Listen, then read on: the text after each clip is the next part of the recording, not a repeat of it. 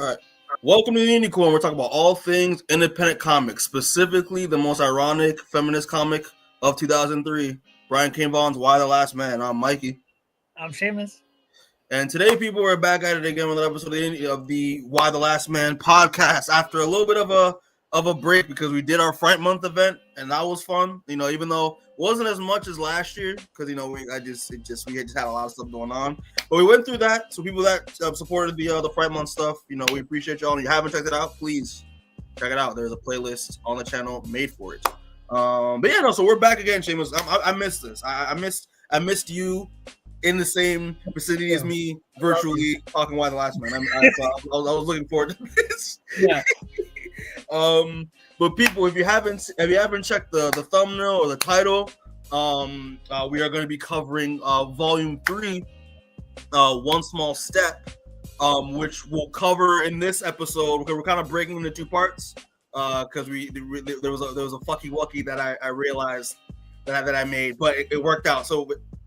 And for the sake of this, we're going to be only covering issues 11 to 15, and then we're going to do 16 and 17 as its own episode, just because it's a separate arc, a little mini arc, kind of like filler that they decided to do. But it's collected from trade paperback order. It's collected into one trade. So for the sake of time, we're just going to only do 11 through 15. So so hopefully that is the plan. And Seamus, I'm excited, bro. I'm excited to get into it. But obviously, first and foremost, we gotta let the people know, and I gotta use the assets that that StreamYard gives me because it took away all my shit. But for people who have not already, please give a like and subscribe to the channel so we can check out all the rest of our other content. Leave a like on the video if you love it. And let's get into it. And also apologize for the delay. It's supposed to start at 8, but there was some technical difficulties, we'll say. So we'll just get right into it. All right, Seamus. So we're gonna be covering. You've been covering the first. You're gonna do 11, right? Yeah. I'll just keep going, and then at a point I'll be like, all right. All right. So Y the Last Man, issue number 11. Thoughts on the cover real quick, Seamus? Pretty cool cover. I mean, I like it.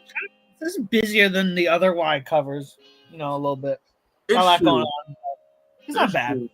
I like it. I mean, I like it. I mean, J.G. Jones, obviously, he kills all these covers, bro. So they all look good.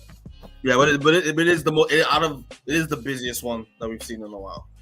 That's for sure. All right, man. So start us off, bro. Start us off. So, it's kind of this one kind of just opens. They're in Missouri. And it's Yorick and 355 sitting on a cliff, smoking, kind of just chilling there, going talking to each other about bullshit, being annoyed. And they have a little funny conversation about comic books, about Superman and shit. And I know what I'm reading. I'm reading a comic right now. Huh? Yeah. Funny how that works, pal. There's a funny bit where 355 is like, they can say fucking comic books, and you're just like, I mean, I guess. Yeah, he's like, Superman never said stuff like that. It's very meta. It's a very meta moment. Yeah. It's very funny, and I'm like, all right, you're getting me. Fourth wall breaks get me sometimes. I'm a little. What can I say? But Yorick proclaims himself the strongest man on earth, and everyone kind of rolls their eyes. Mm-hmm. Like, I know, I get it, dude. And then immediately after, it cuts to him choking on his puff of cigarette. And 355 is like, oh yeah, the strongest, I'm sure. Mm-hmm. And then that's when Dr. Man pulls up and is like, why are you giving him a cigarette, man? He's supposed to be as healthy as he can be because he's the last one. You can't be trying to kill him. He's like, you don't want the last one alive to suddenly be impotent or like develop lung cancer. And it's like, man, it's one cigarette, okay? If he was smoking that whole thing, then I'd be like, well, pal, and this is what, like, let the fucker have one. He's going through a lot. Mm-hmm. And then And then Dr. Man is like, oh, did you guys just have sex? And 355's like, what the fuck are you talking about? And Dr. Man's like, well, I mean, when you were asleep, you were talking. Never mind. Anyway, fuck it. And then she kind of walks off, and you're like, weird time to bring that up, Dr. Man, but let's continue.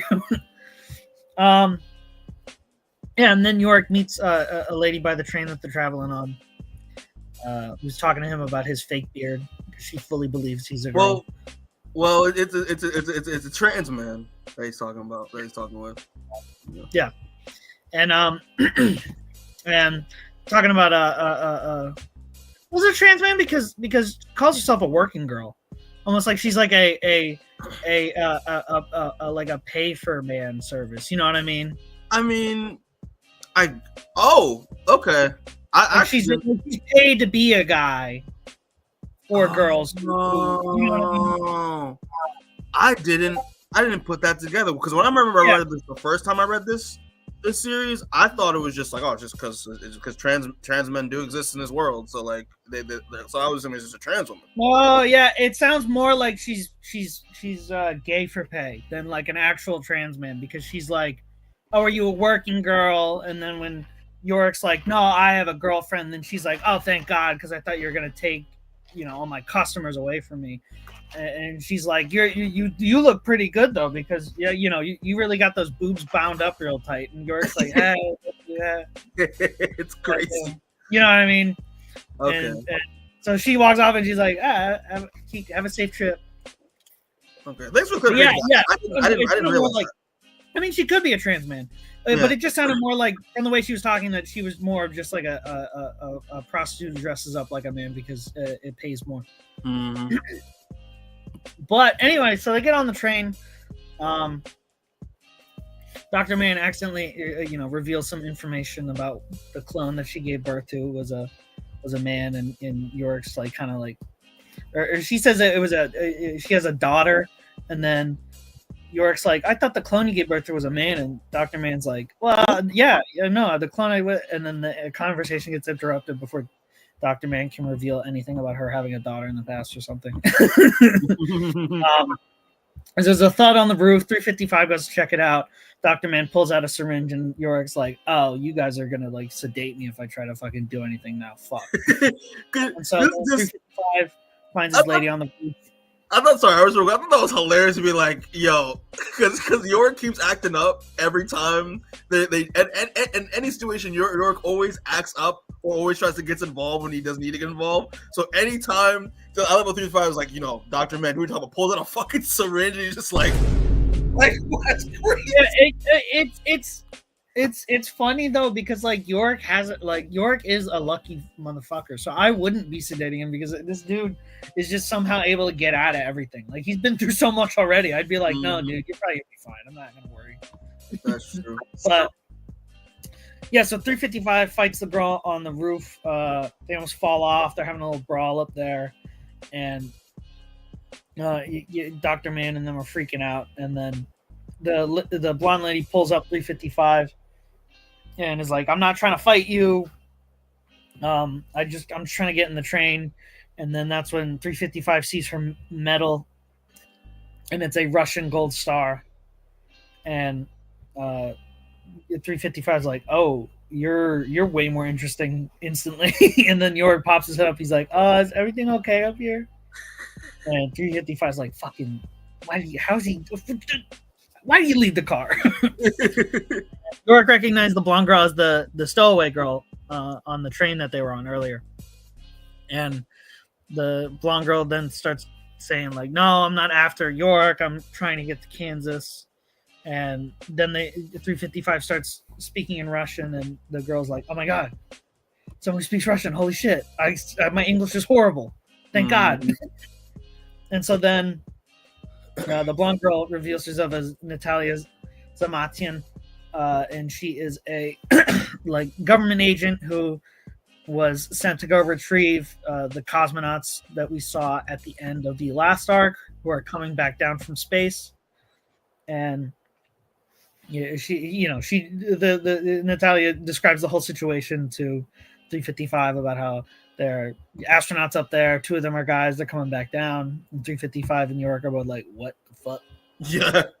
And then we cut up to the space station where we see the astronauts up there talking about how they have to use the Soyuz to get off the International Space Station, but the Soyuz is so old and they're not really sure it's going to survive or if they're going to survive in it because it's just so old and fucked. And yeah, they basically just have a whole conversation where they're like, we don't really know if this is going to get us off, but like it's kind of all we have, so we got to deal with that. Yeah, it's kind of a now or never situation. Like they're like either we stay here and we die, or we try to make it off and we die. So like either we try to make it off, but yeah. And then we cut back to the Israelis, our favorite characters, Mikey. Yes, our favorite characters, the Israelis. We love Israel. We love Israel. Stop! Get it with me, Mikey. No. Oh shit! They cut him off! They cut him off! Oh no! But I say they got you. They got you. I'm not saying another word, man. I'm not saying another fucking word. Oh man, dude, they can't. I'm not saying anything. We're moving on. Yeah. So we get back to those people. Yep. And Alter is in contact with someone who's like giving her all the information about where Yorick's going to be, and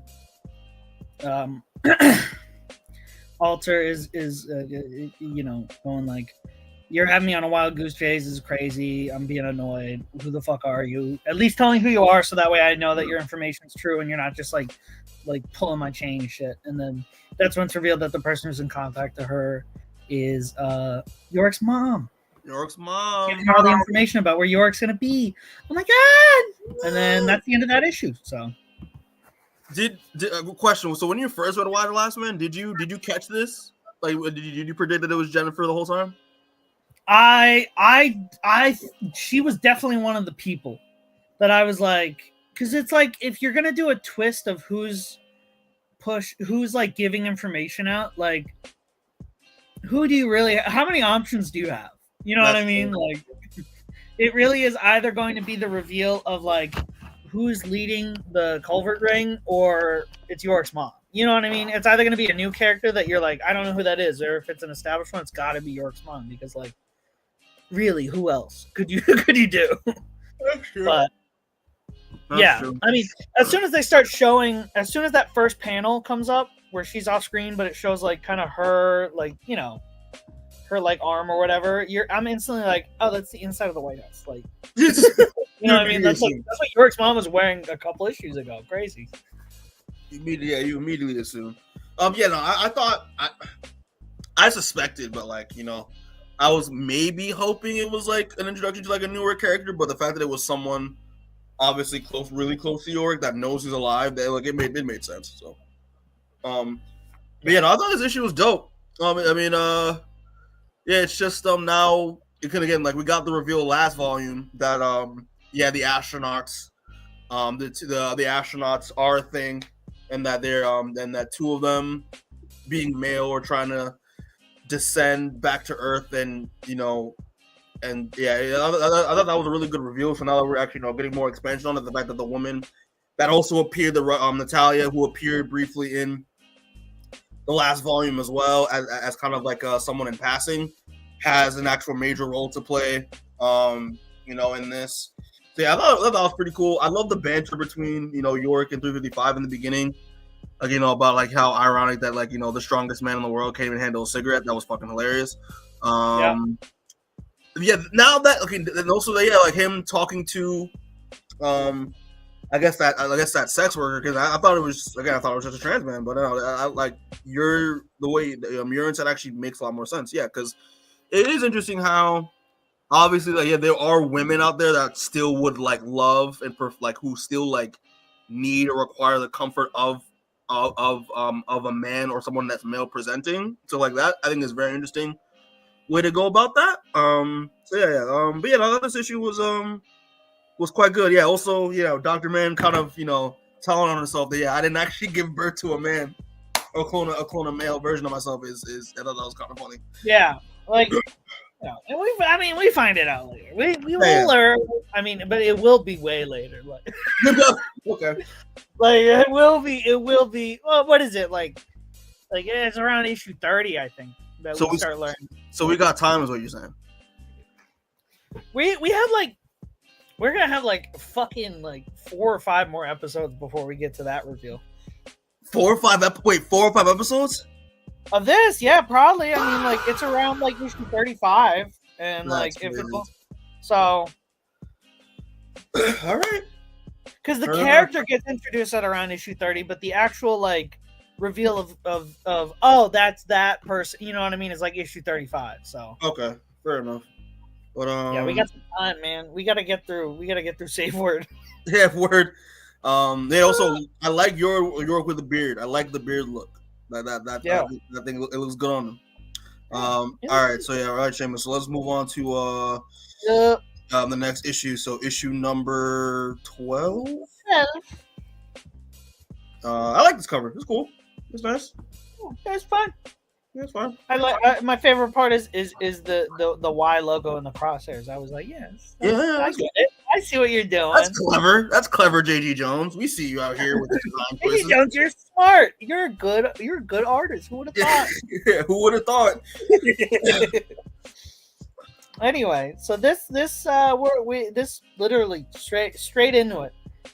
Continuing the conversation, we literally just stopped. But Alter's like, why are you sending us after Yorick? And Yorick's mom's like, no, the culprit ring that 355 is a part of is actually like, I actually learned more about them, and they're actually fucked up, and I think my son's in danger being with them.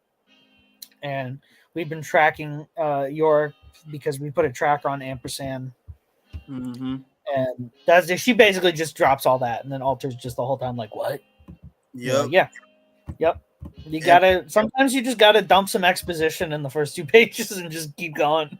Yeah, and it's I also find it interesting, just real quick, that because like the amount of access to satellites are limited, they can only really ping Yorick every like couple of hours, not like an instant ping, because the amount of communication towers are like still online. So like they like, and it's all through Ampersand. Ampersand is the tracker.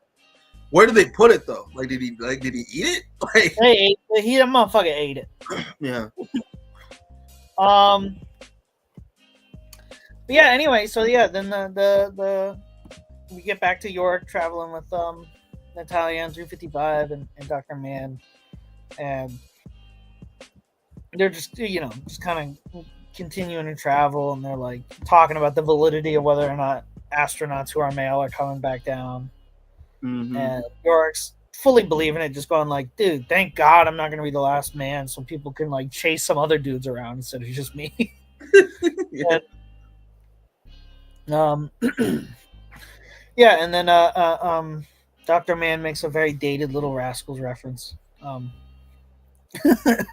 And she then brings up the point where she's like, does it the Soyuz land in like Kazakhstan? Like, and that's when Natalia's like, no, they cannot land in Kazakhstan because like a nuclear reactor went into a meltdown, and now we got like another Chernobyl out there. Mm-hmm. That's why her government sent her and told the Soyuz to land in Kansas instead. Mm-hmm. And then we cut to the astronauts beating shit out of each other in space. Yeah. And they're going a little crazy. The 2 dudes are fighting, and then the girl comes in and is like, yo, chill the fuck out. We gotta work together to make it back. And then that's when the guys are like, I'm sorry we're fighting. It's oxygen deprivation. We're getting crazy. And you're like, sure, dude. Whatever, man. You guys were just fist fighting, and now all of a sudden you're chill because of oxygen deprivation. Like, no. Which, I mean, given a later plot point, yeah. Given what we know, we'll find out later. Like, we know why they're really fighting a little bit. Yeah. We really feel a little insecure, but Yeah, and then we cut back down to York and everyone, and they're getting they're hot wiring a pickup truck to start driving out to I think they said they're driving out to the hot suite, like a farm they know. That's actually a government. yeah. But yeah, and then we cut to the Israelis again, and Alter's having a problem with one of her subordinates, Sadie, because Sadie's getting a little snippy about constantly missing Yorick and being frustrated with their mission, and Sadie's like, "Why are we even doing this and working for the Americans?" And and Alter's like, "Well, we have to keep the only functioning sperm factory out of the hands of the enemy." And Sadie's like, "You mean Arabs? Like, you just want to, you just don't want Arabs to exist anymore." And Alter's like, "That's not my only concern. Like, they're terrorists." And Sadie's like, no, like they're not. Like there hasn't been any terrorism since most of the guys died. Like, and Alter's like, yeah, we must ensure that it doesn't happen again by preventing the Arabs from repopulating. And you're like, oh my god, Brian K. Vaughan, can you see the future, man? I couldn't believe this shit. I was like, wow. Dude, this critical of Israel coming out in like 2000 is crazy. It's crazy. Yeah. Anyway, Brian give on the goat for this, because this is what's so funny, because this is what we were talking about when we first started the series. Is we were like, Brian K. Vaughan is writing this in 2003, and that comes with everything that is 2003 about this book, where you're like, yeah, some of the feminism stuff you get a little like, okay, it gets a little like teenager-ish with some of its discussions on feminism and some of its discussion on gender. But what I was saying when we first started is you could always tell that it's still Brian K. Vaughan writing this, and that his heart's in the right place. He's just a young author at this time. Yeah. And you can really tell like in this conversation, and then like later in the next arc with Safe Word, that you're like, this dude does have a very deep and loving and nuanced understanding of like human existence, and he totally gets it. You know what I mean? Yeah. He gets what's right, he gets what's wrong, he understands how they interact. It's just that sometimes in this book specifically, you can be like, okay, you understand all that, but you also still are a dude who is living in 2003, and you're like, when did he write this? He was like in his late 20s or something. Yeah, he was like in his late 20s. Yeah, and it's like yeah, I totally get that. The fact that when I read this too, I was like, man, the fact that he's like addressing the very like issues within like, you know, the Israeli Palestinian conflict, the freaking implying ethnic cleansing here. I was like, this is mad foreshadowing back in 2003. Like when I read this, like it's cool to see someone who back then even at least recognized what Israel was doing at the time. You know what I mean? And not just fully being like, well, it's okay because they're terrorists. And especially given that this was in the wake right after 9/11.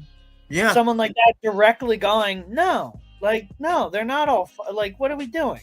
And it's like, yeah, he fucking got it. Like, listen, hell man. yeah, dude. I like before we move on, man. Let's drop a clues bomb for Brian K. Vaughan. Crazy, you know.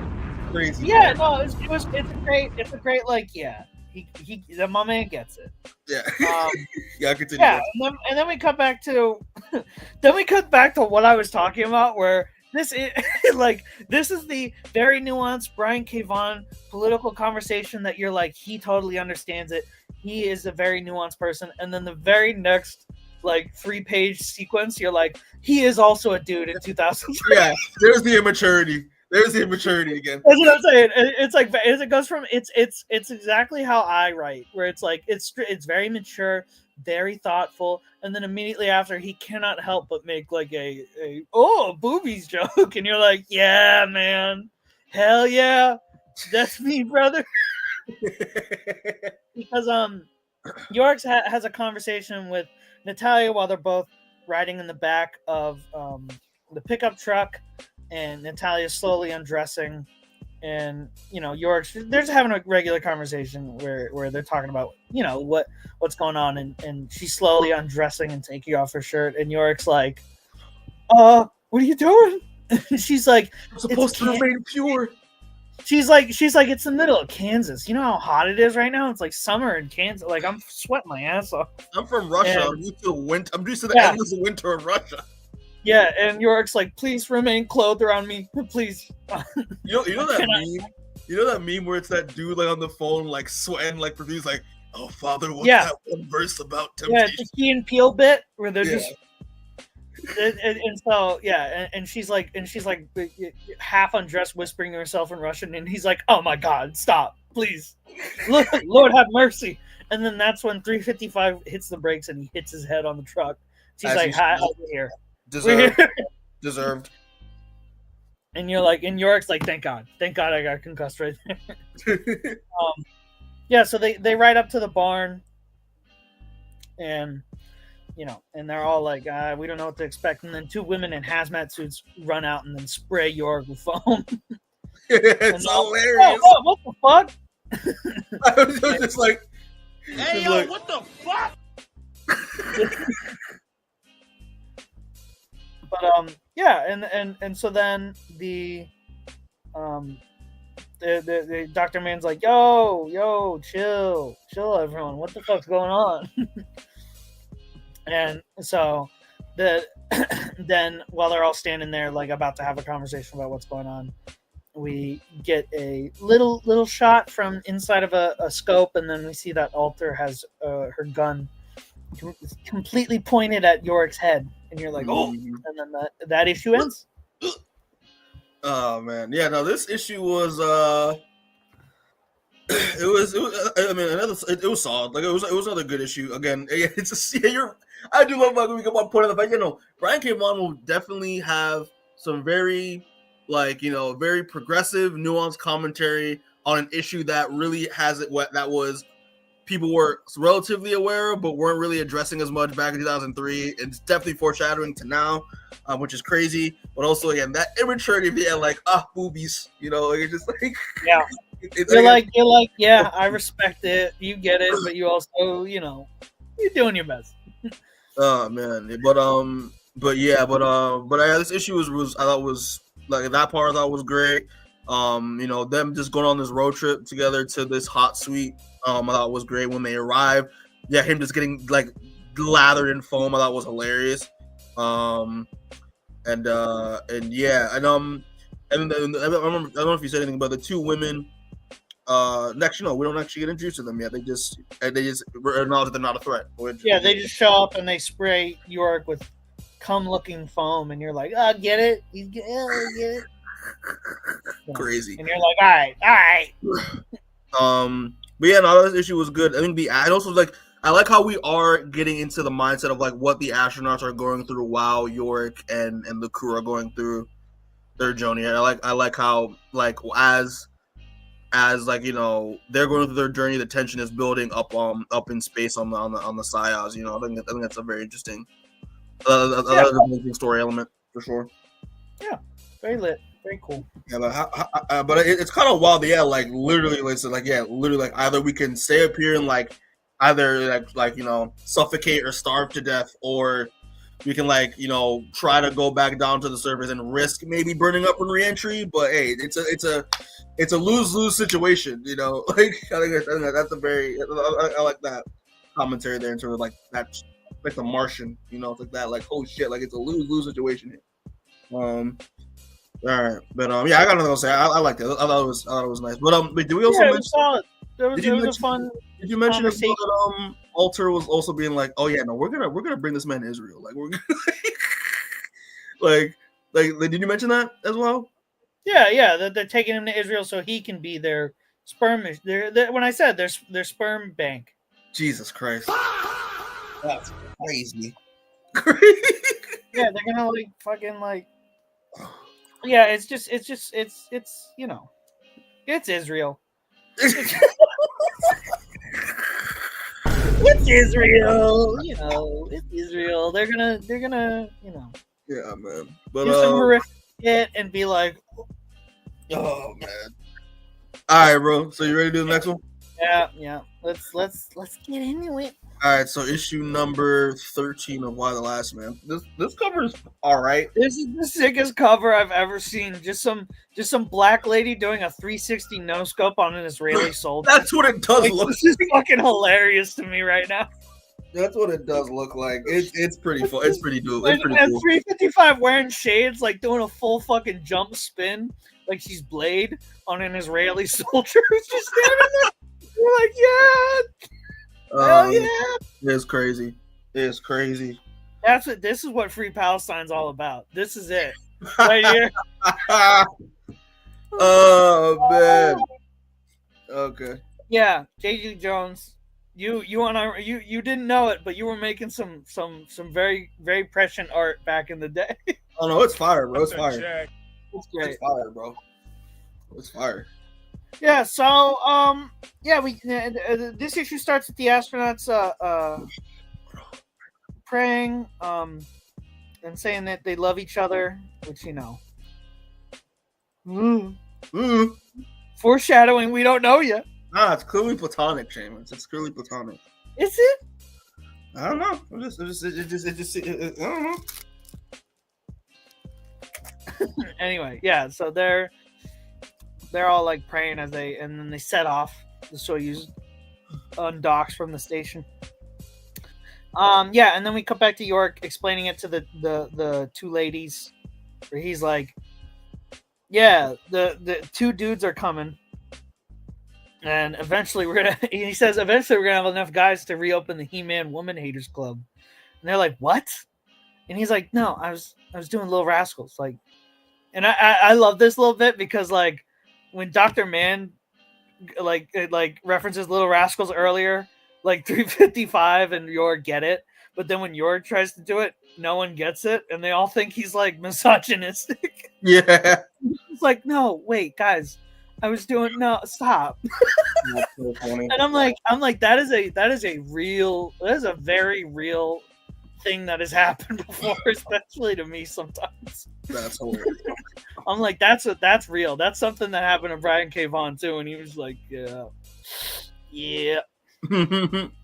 So, 355 is like, I work for the government, and they start introducing each other and who they are, and they're like, yeah, that's Zamatin from the Russians, and that's Dr. Man.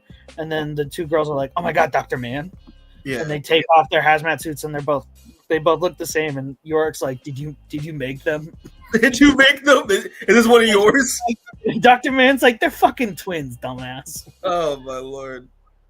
And of course they're two H names. They're Heather Hartle and Heidi Hartle. Yeah.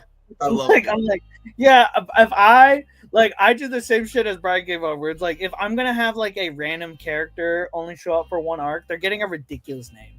Yep. Heidi Hartle. Heidi Hartle. Heather Hartle. Yeah. So they're fans of Dr. Man, and and they're like, yeah, it's just us here. And they're also geneticists as well, I'm pretty sure. Yeah. Yep. But yeah, so then they're all like, yeah, we there are astronauts coming. We're gonna wait here while they show up because they're coming within like a couple hours.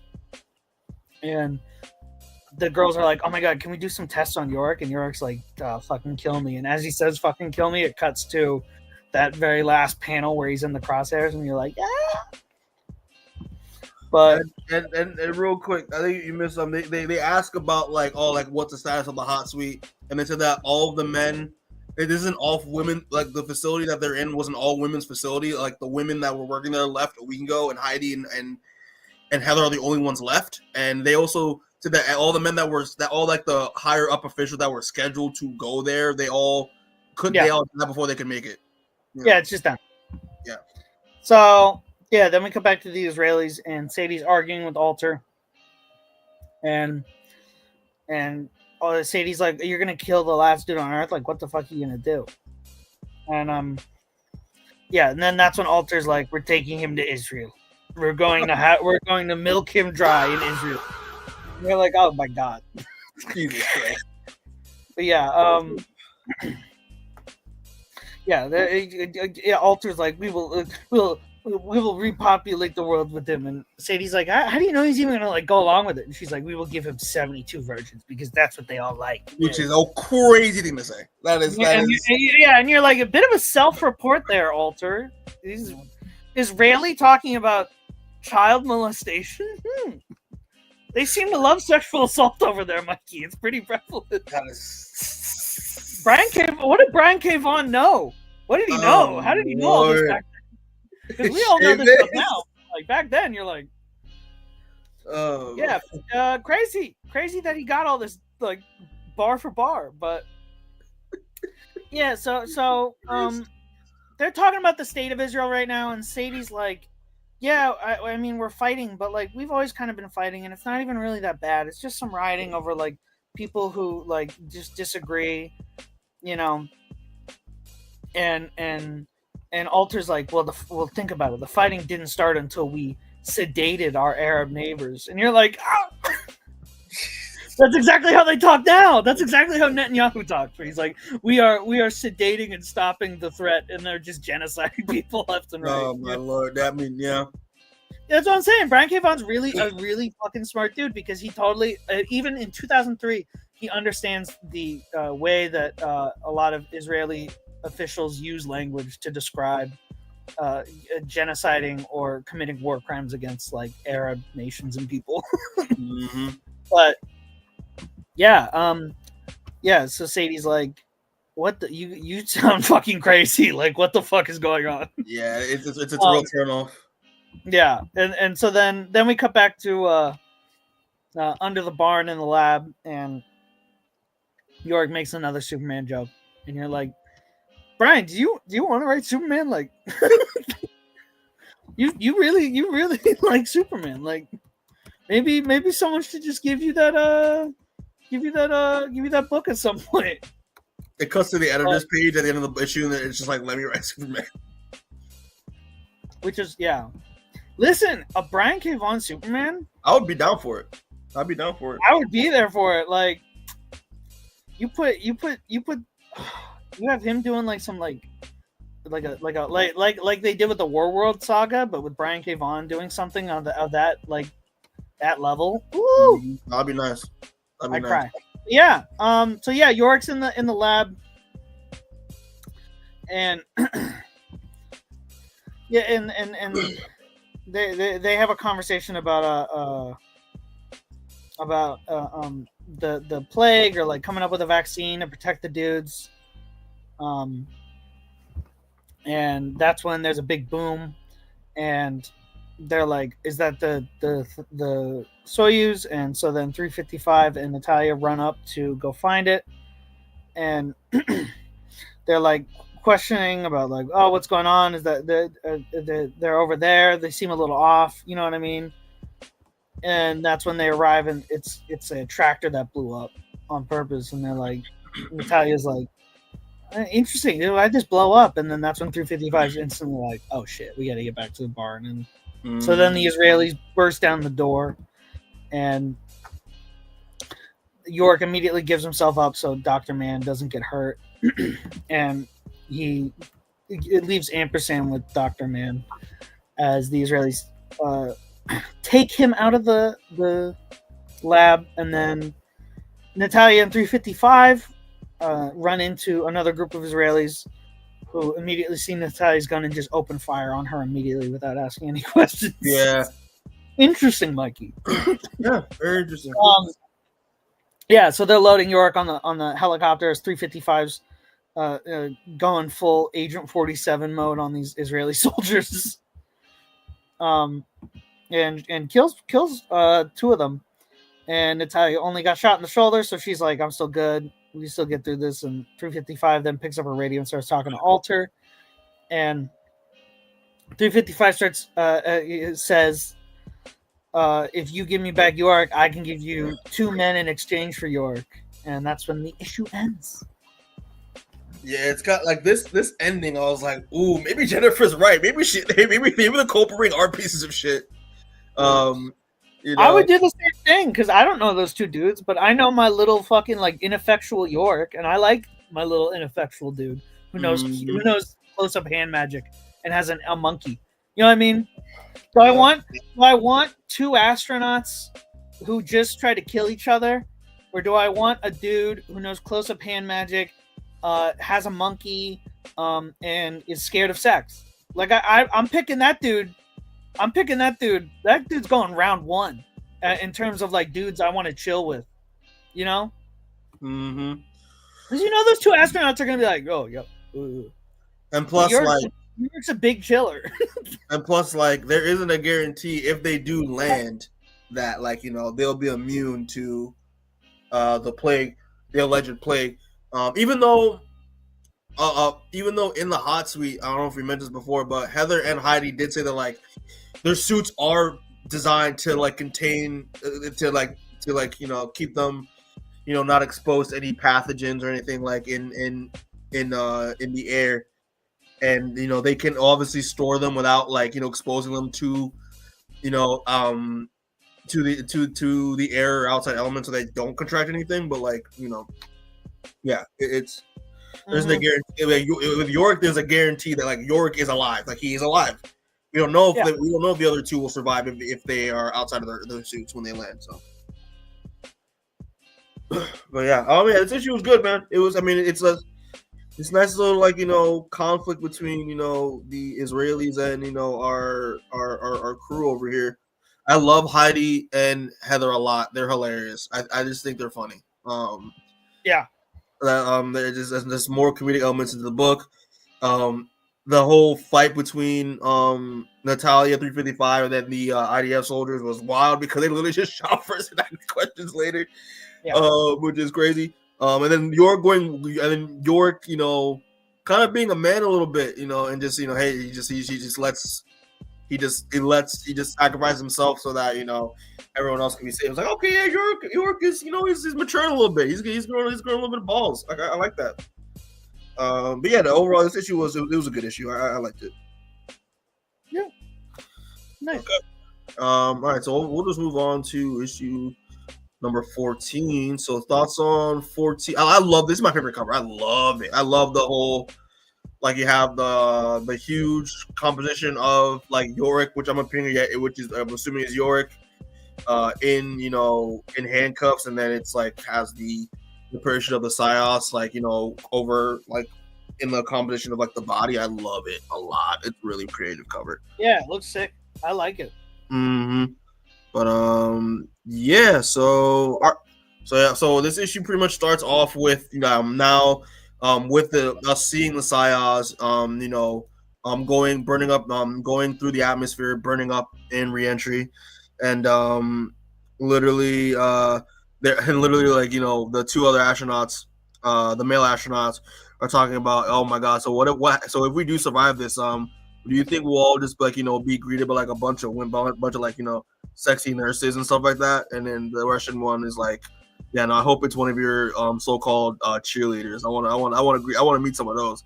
So yeah, they're already being horny as shit. And then you see the fucking the people that should be like, y'all are fucking pigs, bro. She's like, can we lock in, please? We're gonna crash. We're gonna crash and ship. Oh my gosh, yeah, but yeah, I thought that was a funny moment. So it transitions back to Kansas, and it's 355 negotiating with Gal Gadot, and obviously Alter's not believing them at first because, you know, she thinks that 355 is conjuring up a story to, you know, just persuade them to bring Yorick back. At the same time, Natalia's literally talking to 355, being like, "What the fuck are you doing? Like why would you use my those two men as leverage just for Yorick?" And then literally like while she's like literally nagging to 355 puts a gun at her, being like, "Listen, shut the fuck up, let me handle this." And then she literally is like, "Yeah, like, shut the fuck up, let me handle this. If you don't shut up, I'm literally gonna shoot you in the face." And she talks back to Alter, and literally she's like, "Listen carefully, like my team have some of your guys, have some of your men, and those men are gonna sorry, no, like I said, my team are going to go to that emergency zone to pick up the men. And we should expect Yorick to be back in the facility. And if everything's all good, we can make a trade. And then Alter makes a good question: why should he assume that what she's saying is true? And why would you sacrifice 2 grown men for a scrawny boy that can do magic tricks? And she literally just says, I'm in love with him. Fucking Yorick is like, she said what? You said what to me? She's like, Hey, yo, what the fuck?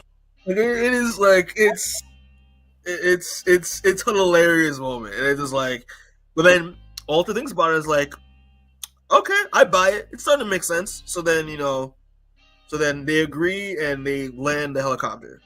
And then literally, Natalia pretty much confronts 355 once she finishes talking to Alter, and it's just like it was like, wow, you're such a desperate fucking idiot. Like, why would you even? Why like we're never gonna actually give him back? It's like like they're never actually give him back, and it's like and you're gonna have the only man, and you're gonna have my country's man literally like have him be slaughtered like the rest of us. And it's like all for a stupid crush. It's like, I'm not actually in love with Yorick. I just said that just so they can convince me, so that we can actually like make a deal. And yeah, and so and also how and but Natami makes a good point. Is how they're gonna react when we've killed like 2 or 3 of their soldiers. And she's pretty much gonna be like, we're gonna deal with that later. So they meet up with Dr. Man and the twins, and literally she's like, asking them, okay, so we'll live. And I love how Heather and Heidi were just like, did we just get raided by like a bunch of Israelis? And he's like, yeah, what gives? We're Jewish. And it's like, so naive. But and it's like, yeah, like we're gonna worry about that later, but like as of right now we have work to do. So transitions to Yorick, and the Israeli and Alter, and then she's pretty much saying how it's a trap and how we should literally like it's a trap, it's an ambush, and that they should like get him out of here. But then they're not really buying it. Alter really is convinced that like like okay, maybe they're right. Maybe we can we don't really need you. If you have 2 other men, that's gonna be a good idea. And they're pretty much Sadie is on the side of Yorick, being like, you know what, it does seem like a trap here. They're probably right. He's probably right. And it's just kind of like this weird. It's kind of like this back and forth, and it's really going into kind of the tension between Sadie and Alter, and like their different ideologies, because Sadie's really convinced now that Alter is fucking crazy. And there's a little bit of tension there, and also like the fact that they take off Yorick's bag, but then they make sure like not to take off his make sure to keep him handcuffed, because he said that because Jennifer told him that he's an escape artist. But they also make a point that the cuffs that he is in are known in the IDF to be very difficult to be lockpicked. So there's that. And also I don't know if he said this here yet, but I kind of did. I think it's kind of wild that like he said he's confused on why Israel's even doing this, because like he's like they're our ally, and like my mom like and my parents like supported Israel. But yeah, and they make a joke about his mother too while that happens. And then Sadie pretty much, Alter pretty much gives Sadie orders like, listen, cuff him to one of the chairs inside, and if he refuses to be silent, just knock him unconscious. She's kind of tired with him. So transitions to 355 and Dr. Man, and now they're pretty much waiting in the field, like trying to scope out the landing zone, and then she pretty much is going through the whole plan with them, and she's and she said that the twins need to be held to be on standby back at the hot suite, and he's like and by doing what I asked, like everything goes well, we'll be able to like hold on to the astronauts and also get Yorick back. We don't really know what the whole plan is yet, but that's going to be revealed soon. And while this is happening, the 2 other Israeli soldiers are hiding in the woods, scouting out what's going on, and they think that Yorick the whole time they all think that Yorick is being kidnapped by 355 and Dr. Mann and everybody else due to Jennifer's intel.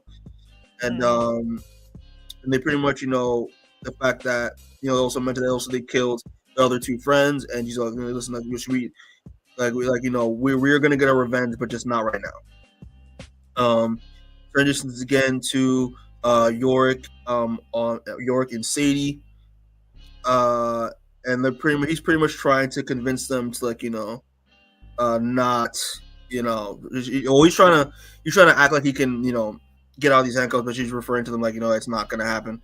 And they're talking, and they're talking, and he's just like, you can see Sadie's having a little bit of change of heart. And then it cuts to them and looking up in the distance. And there's also something happening, and it is revealed to be the Soyuz, seemingly passing the atmosphere, passing through re-entry safely, and now safely landing. And I like how 3v5 and Dr. Mann would be like, "Oh, I can't believe it, it's raining, man," and it's like, "Yep." Funny joke. But then, as a response to that, Sadie says, "Oh, I need to go grab." Also said, "I need to go grab Sam real quick. Just keep me covered while I'm readying." And she's like, "Sam," and she's like, "Oh yeah, no, Sam, an old friend." And it's this heat-seeking missile. It's his missile launcher. His RPG. He's like, "You're joking." He's like, "Why?" He's like, "We don't have time." He's like, "We don't have time to waste." He's like, "We only need one of the men to ensure national security. Others would just become liabilities." And literally, she's like, and Sadie puts a gun on her and be like, "Put it down," because she does not understand why killing two other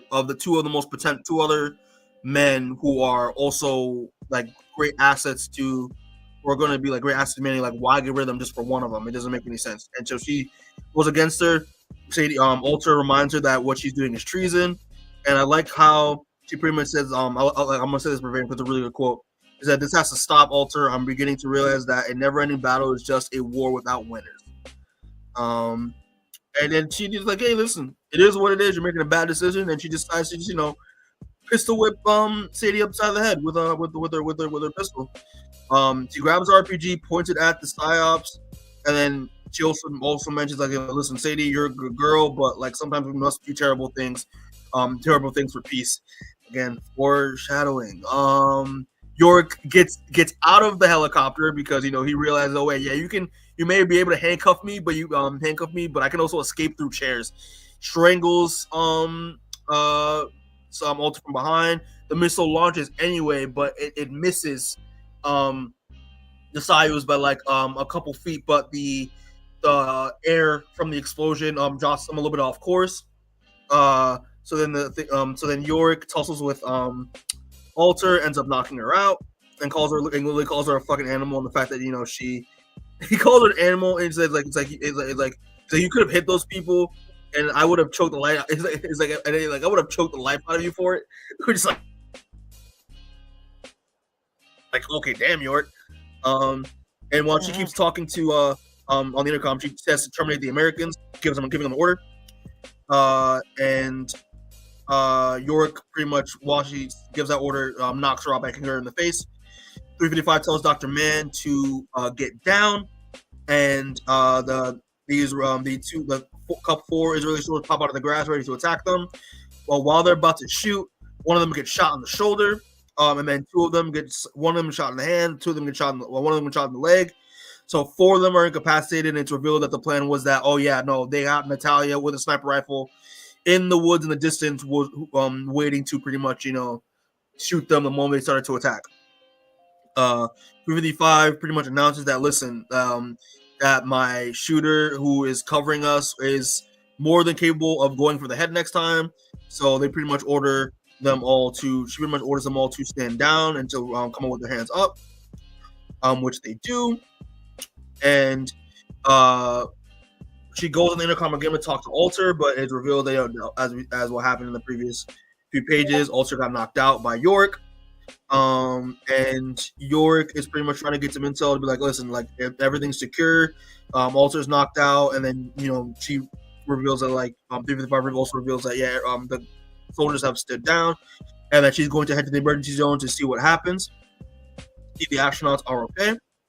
And she says, she's not sure, but and she said, I'm not sure yet. It's like, I knew the Israelis would leave a trail, would trail us, so we led them to a fake landing zone, and she's headed for it now. So they tricked them pretty much.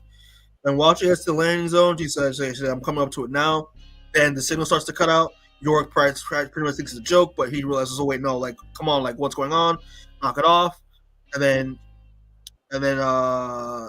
it cuts out again, and he says, hello, and it cuts to Yorick is confused, and that's how issue 4014 ends. And that's on issue 14.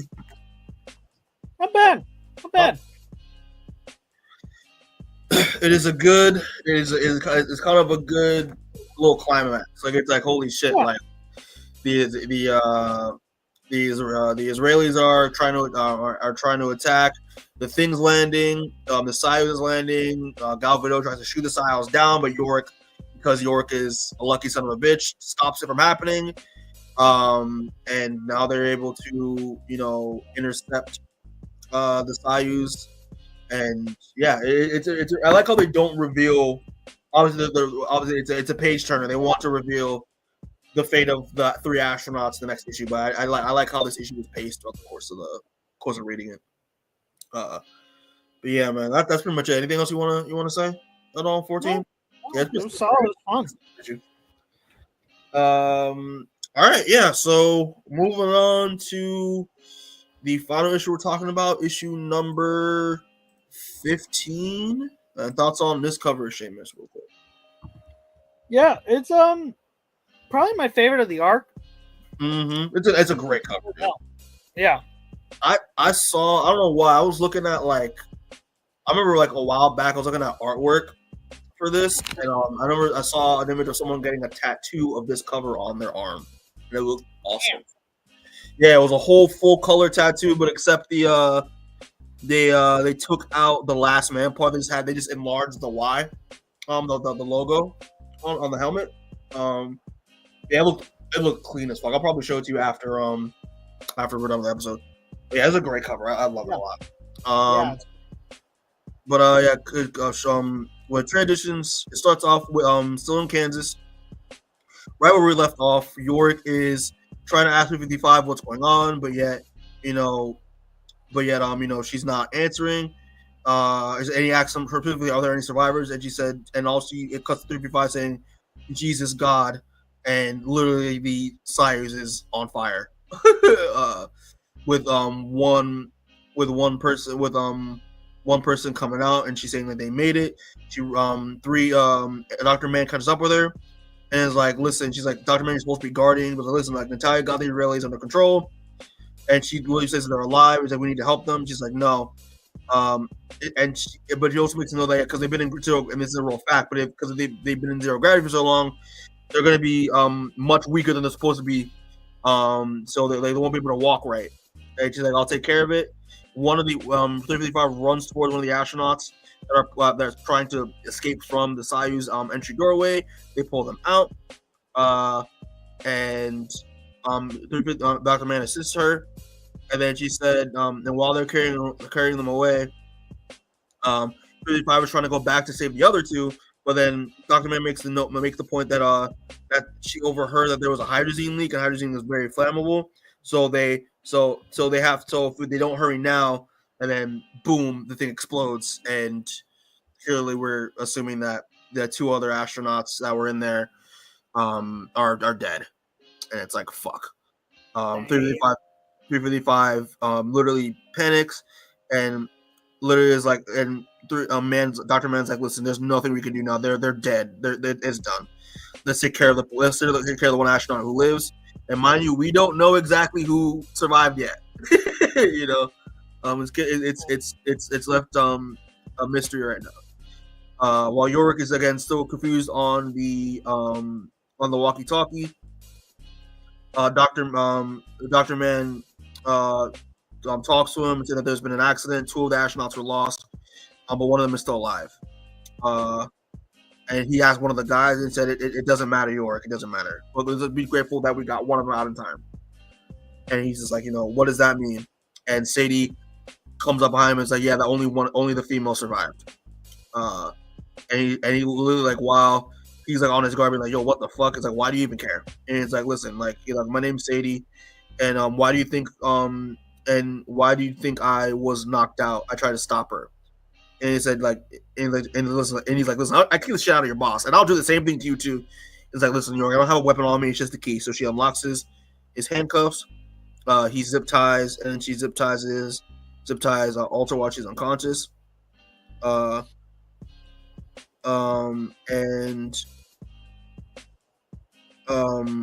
So pretty much she zip ties Alter, and they pretty much go their separate ways. Transitions back to Yorick going inside the hot suite, being reunited with Ampersand, and also being reunited with 355. And Chief 55 gives him the details, and he's saying that, yeah, like, that two of the men are dead. And he's like, I know, I heard. And then Natalia filled him in on everything. And he also said, yeah, we took care of these other soldiers that you captured. He's like, wait a minute, like, took care, like, what do you mean took care of them? How? So we march them back to Sadie, who's the IDF medic. And then she's going to patch them up as best they can, and they're going to be headed off back to Israel. And then she's like, "Wait, how do you know they're going to come back?" She's like, "Trust me, it's a leadership change. She does not want any more escalation. She just wants to go back home to her people." And then she's like, we're just gonna have to trust them, pretty much, because they're going back to their country with their tails between their legs anyway. They're coming back empty-handed. So. And then, but it's wild because while this is happening, they bring up the question. It's like, listen, it's like, crap, man, which I thought. He also brings up the question. Like, I just want to bring up real quick. When you convinced the Israelis to bring me back, and you said you loved me, he's like, did you mean it, or did you? And she can't immediately, no hesitation response, says, "Nigga, please." Hilarious, bro. I was like, I was like, wow. Think about this. A white man wrote that in the book. White man wrote that, and you know what? It wasn't horrifically placed, and it wasn't horrifically done. Nope, it was hilarious. He wrote. That's how you. Brian Kivon, a great writer, because he's able to place that. That's how you know he's one of our greatest writers. Oh man, but yeah, bro. But then once she says that, they kind of like laugh. It's like, hey, I was hoping you'd say that, and then like they kind of like had like a little awkward moment, being like, oh shit, like what do we do?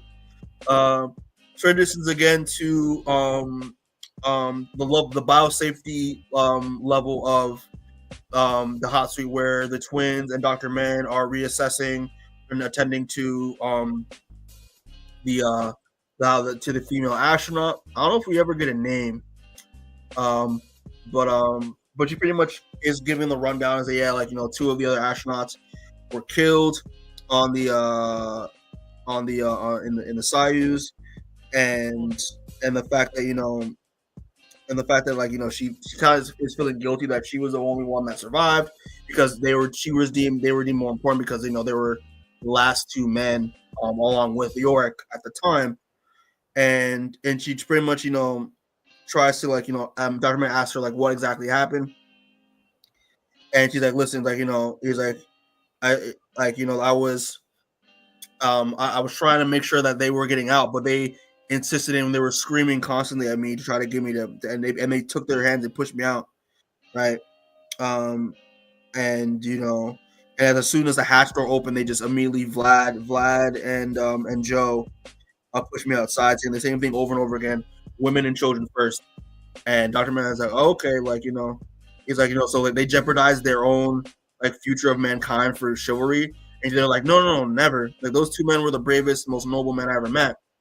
But doctor, when they said women and children first, they meant literally. It's like, wait, you're pregnant. And he's like, yeah. It's like it's almost.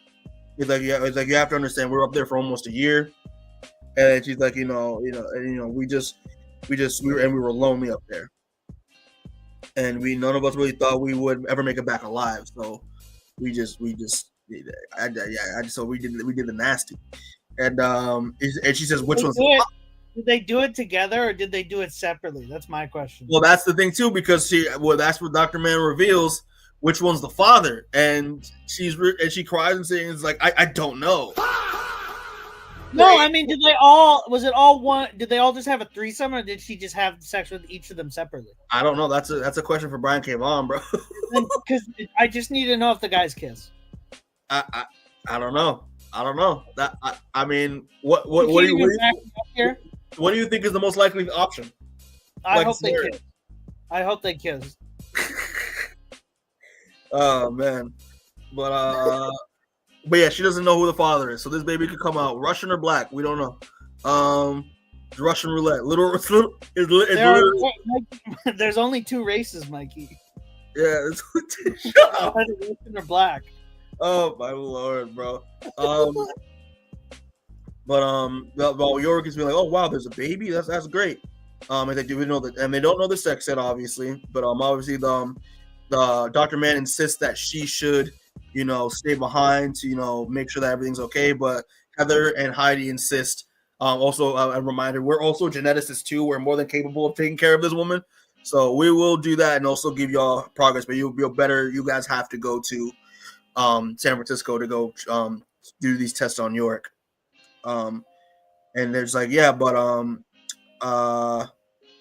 we can't leave these people alone and defenseless. It's like, no, they're not going to be alone because Natalia decides to stay behind, and obviously she took they took all the weapons that the Israelis had on their chopper, and the fact that like, even though they thought that either she would come with them or she would go back to Russia, but he said, listen, my job was to my job from my orders from my country were to bring back our countryman. Now he's gone, so instead of going back home in shame, I think I'm going to rather just stay behind and make sure that everything is taken care of on this side with the lady astronaut and the pregnancy. And so pretty much they all say their goodbyes to everyone. 355 also says gives Natalia good luck and make sure that and she also as a sweet note, she's like, I wish I could have heard the story behind those gold stars. Just said maybe perhaps you still will. And also like how, but when she says goodbye to Yorick, she pretty much says to Yorick, like, listen, Yorick, you're a good boy. When you're done, you may even be an okay man. Not good, but it's okay. It's a nice sweet moment. So then it transitions back to Sadie and the rest of the Israelis, and they pretty much have Gal Gadot bagged and handcuffed, and they pretty much are on the phone with Jennifer Brown because they're trying to figure out what's going on. She's trying to figure out what's going on, and Lizzie's like, and he pretty much says, "No, we're done. We're done being manipulated by women whose power has made them paranoid." And she's like, "So what should we do?" And then she pretty much tells, like, tell her we only have one thing to say to her, shalom, and like that's it. So it cuts back to Jennifer in Washington D.C., and she doesn't understand what that message means. She doesn't know what she's saying, hello or goodbye or peace. He's like, and she's pretty much on the mic being like, listen, like, Alter, where's Yorick? So I'm begging you, please tell me what happened to my son. And we get a surprise from someone who is right behind her, being like, nice to see that you're worried about me. And then she turns around and says, and addresses the person in complete disbelief and says, Hero? And that's how issue 15 ends, with now Hero and Jennifer Brown being reunited. So now their mother and daughter are reunited. So thoughts on issue 15, bro? It was lit. It was very lit. It was a really good issue. It was great issue, great arc. Yeah, man. I mean, I honestly, because so much was happening in so much shit was happening in this issue that I like when this reveal happened at the end. I forgot about Hero on the Amazons for like a hot minute. Yeah. But yeah, man, it's now lastly now. So now the female astronaut survived, and luckily she's pregnant, and we don't know if it's a boy or a girl right now. That's the coin toss. I think it's like what's gonna happen once this baby is born. You know, I mean, obviously it's gonna be in the hot seat, and Heather and Heidi also acknowledge like they have plenty of resources to keep the baby alive, so to keep them safe. You know, from contaminants and from a plague from the outside world, but. What's going to be the future of this child once it's born? You know, is this baby black? You know, we don't know. Yeah, so a lot of we see that we do see the baby later. I know we do, but our audience don't know that yet.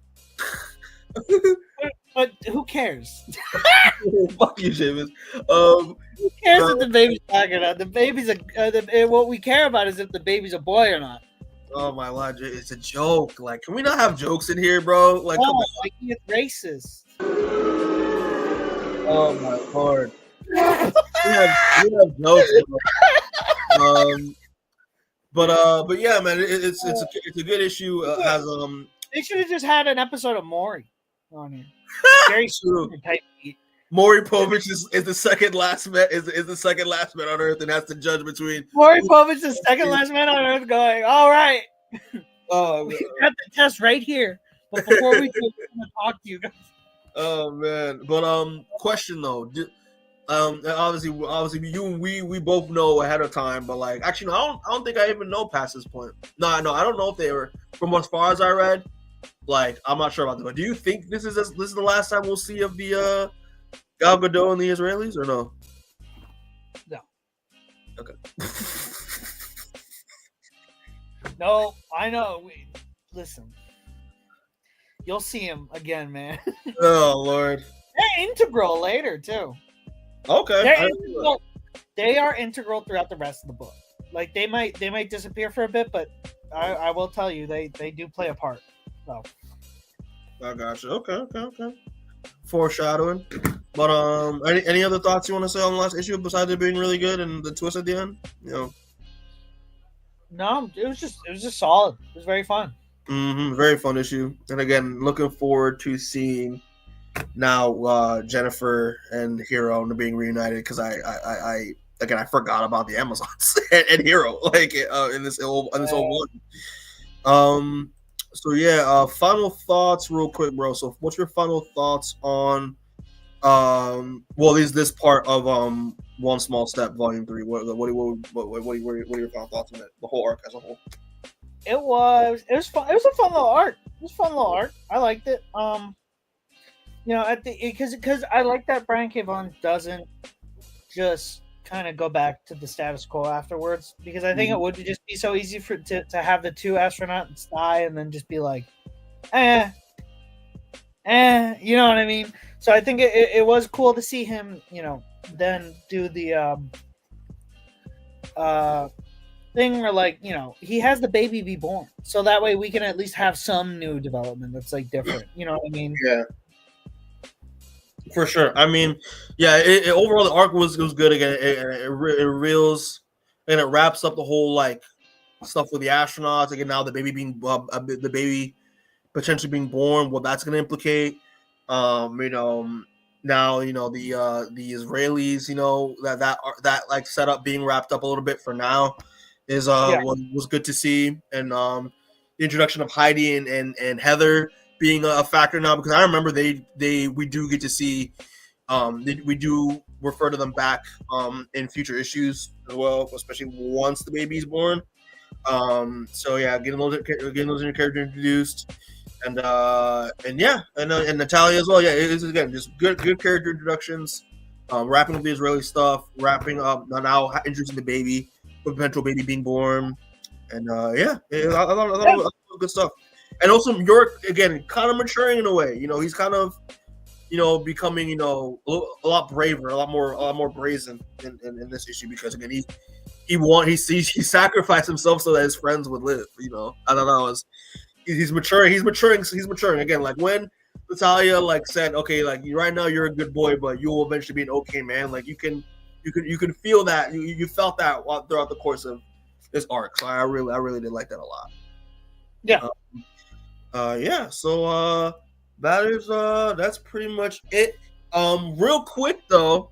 Actually no. Before we let me just do the outro real quick. So thanks for everyone who are watching this or will watch this. We appreciate it. Please hit the subscribe button, leave a like on the video, and hit the notification bell so you know when we drop new content. Again, now we're kind of like it's been a little slow. We're in our slow season, but we're gonna try our best. At least pump out like a couple more videos before the year's over. And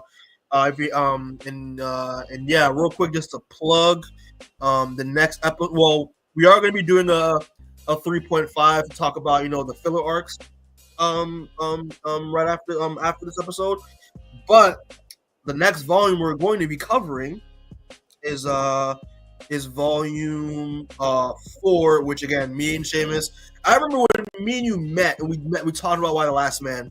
We could not shut up about this arc and how good it is. But yeah, the next volume we're gonna be covering is volume 4, titled Safe Word. And that's gonna be covering I don't even know the issues, but yeah, volume 4, Safe Word. This is considered to be, in my opinion, one of the best volumes. It's probably one of the best volumes in this series that I've read, because I've only read half of the series. So this is one of the best volumes I've read throughout the series so far, and this is, I think, one of the best arcs I've ever read in comics. Period. It is phenomenal. And we're going to know why it is called Safe Word. We're going to know why, for sure. It's a little steamy in a way, Seamus. I don't know about you, but it's a little steamy. It's a little psychosexual. It's a little mentally taxing. It's a little tough. I like it. I like it a lot. The word is more than the word. The meanings of safe word in this volume is not what it is, more than what you think it means. Of course. So yeah, I'm looking forward to that for sure. I'm very, very excited. So we will do that shit with haste. Real quick, just to plug some stuff, please check out our last Delirious After Dark we did a few weeks ago, talking DCKO, and Peacemaker and Gen V and all that other stuff. Please check out the rest of the After Darks that we've dropped. Check out the interviews. Check out the other episodes that we've done of Why the Last Man if you haven't already. Yeah, check out the short. Check out the highlights, the clips, the interviews that we've been dropping. Again, I have another interview. I'm trying to plan another interview soon. I have a homie that's doing a book that I need to highlight on this channel. And yeah, people, that's pretty much it. Please support all the stuff that we do right quick. But before we log off, I want to just real quick give this two. I have two. I have to talk about these just briefly because I just want to recommend these people that haven't already. But I just want to do 2 quick recommendations right quick. Please, people, if you have not already, I'm gonna just put up on the slides right quick because I have these on the slides. And Chip, if you want to recommend anything real quick as well, feel free to do so. Read Batman Dark Patterns, read Superman the Kryptonite Spectrum, play Dispatch, watch Pluribus. Those are my recommendations for this week. I got you. Okay. So check those out. And also for me, 2 recommendations for y'all. These are movies that I've watched that I'm literally obsessed with both of these. But please, if you haven't already, please check out Predator Badlands. That is in theaters right now. It's the latest Predator movie that dropped. It was a banger. I think it's probably the best Predator movie in the franchise. Or at least I loved it, and I'm probably gonna go see it again. Also, please check out Frankenstein on Netflix by Guillermo del Toro. It is a near masterpiece. It is beautiful, well directed, well performed. A very, very beautiful realistic fantasy delved in realism version of Frankenstein with Jake Maloney and Oscar Isaac and Mia Goth is phenomenal. So yeah, that's my recommendation for this week already. People watch Predator Badlands and Frankenstein. It's fucking incredible. It's dope. All right, that's pretty much all I gotta say. As always, we love y'all, we appreciate y'all, and we'll catch y'all next time. All right, peace. Peace.